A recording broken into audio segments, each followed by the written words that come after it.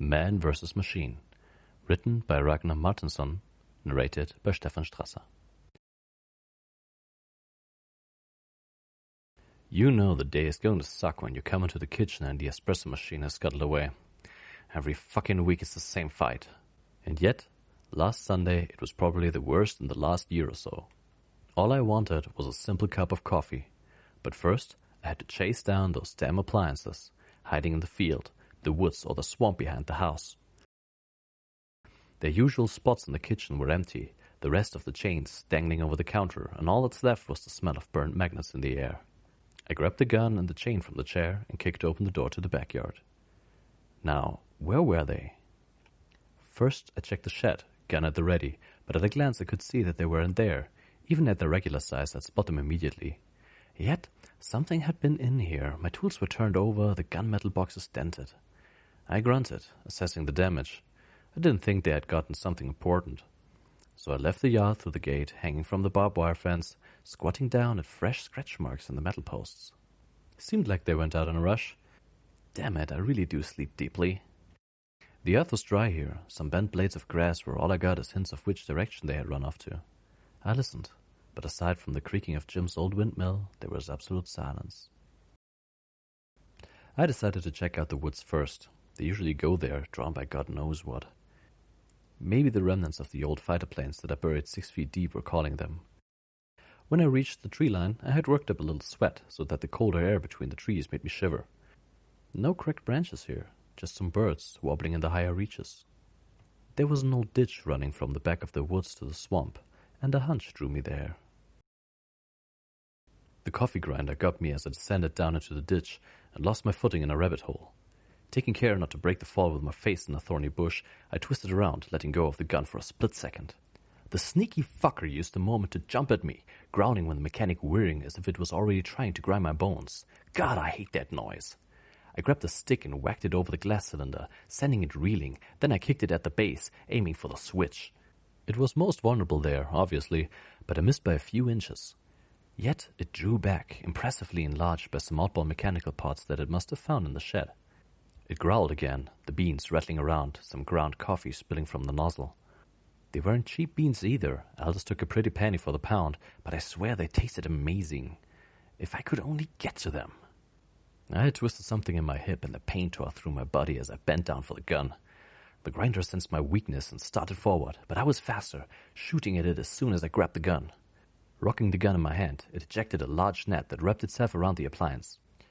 Its movement crippled, it toppled over into the dry dirt, and I used the moment to jump onto it.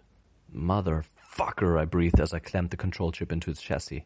This kept it docile for a while. Getting out of the ditch while dragging an enraged coffee grinder was another challenge, during which I tore my favorite pants, making my mood even fouler. Still, one down, one to go. Unless the espresso machine had run into town, which, judging by the lack of sirens, it hadn't, it was in the swamps. Fucking swamps. On a fucking Sunday. Gun reloaded and chain ready, I set out again, coming for it like it was Judgment Day. The swamps were a lowland of treacherous canals, rivulets, ponds, and heaps of old machinery, since the army dropped their worn-out helicopters and jeeps here back in 23. There was always some fog shrouding the place, concealing all the nasty, caustic mudholes that ruined your shoes.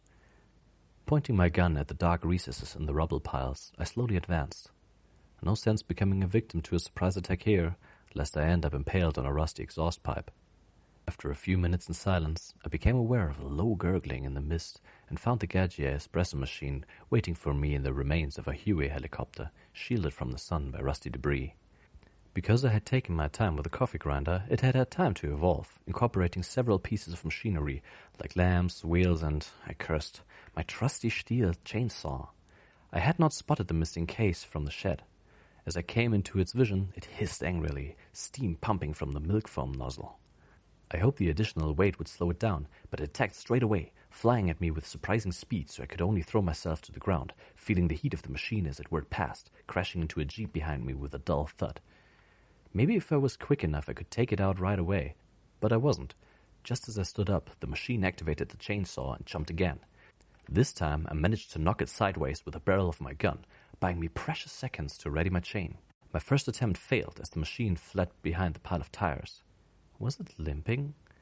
Maybe it had come in contact with the water, which would slow it down. On the other hand, that would mean more cleaning for me later, provided I could catch it. Swinging the chain, I circled after it, but something blocked the sun. With a menacing whir, chainsaw extended like a greeting hand. The espresso machine flew from the top of the pile.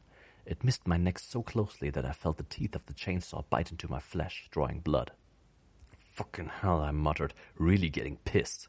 Reaching out to pick up a large pipe from the ground, I swung as hard as I could, managing to hit it, severing the chainsaw which fell down, the buzz fizzling out. I threw the pipe after the gadget, landing it right between the wheels. Luckily, sentience doesn't equal intelligence, and as the machine tried to move despite the obstacle, I looped the chain around it, then kicked off all the trash it had assembled and slapped the control chip on. It gurgled and steamed like some strange jungle animal, but ceased to fight at last. My neck felt wet and my hand came away bloody, but I hadn't sustained any real damage, unlike the machine, which was dented on the back and had mud in the water tank. As I came home, dragging the gadget along, chainsaw in hand, Jolene was screwing down the coffee grinder and preparing the sink to clean the espresso machine. She grimaced at my injury and took out the first aid kit.